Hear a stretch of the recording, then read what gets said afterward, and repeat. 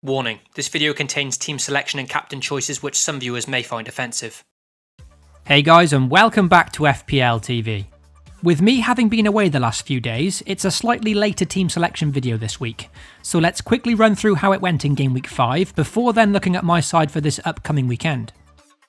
There were a few notable negatives again last week, firstly with my patience in Harry Kane not paying off. Incredibly, Spurs ran riot in a 4-0 rout against Palace, and yet Kane managed only one pitiful assist, portraying once again that without penalties this season, the Spurs hitman is really struggling to find the net.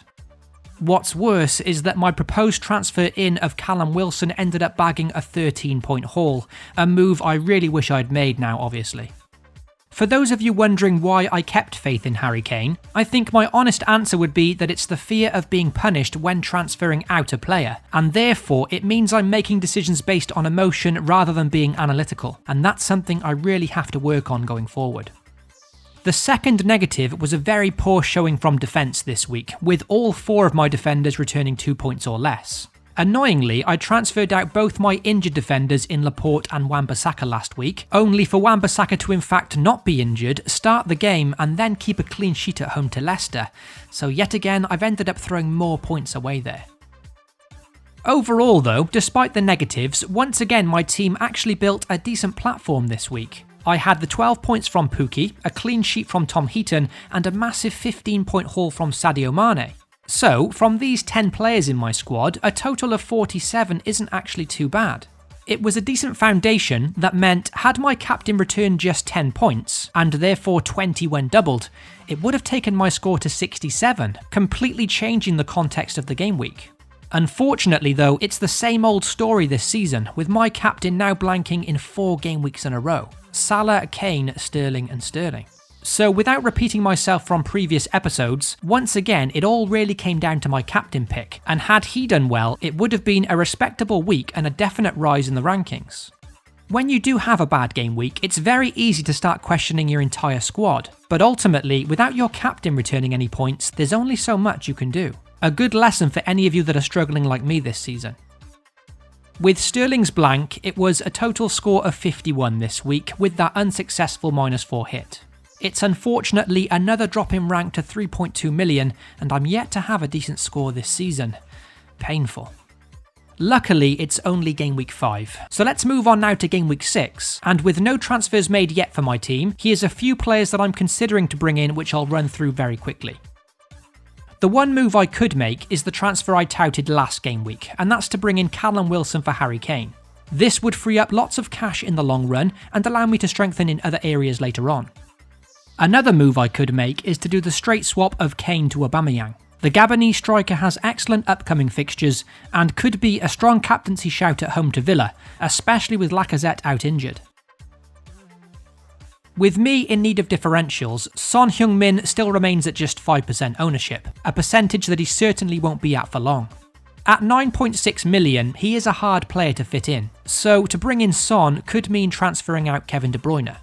Moving out KDB is not something I'd like to do before Watford at home, but with my rank being so terrible at the moment, perhaps I need to take some risks now, and so many managers already have De Bruyne, and the same can't be said for Son.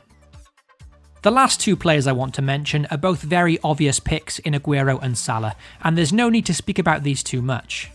Aguero's appeal is that he was rested in the Champions League midweek, making him a very appealing captaincy option for Game Week 6, and it's definitely a test of resolve not to bring him in against Watford this weekend.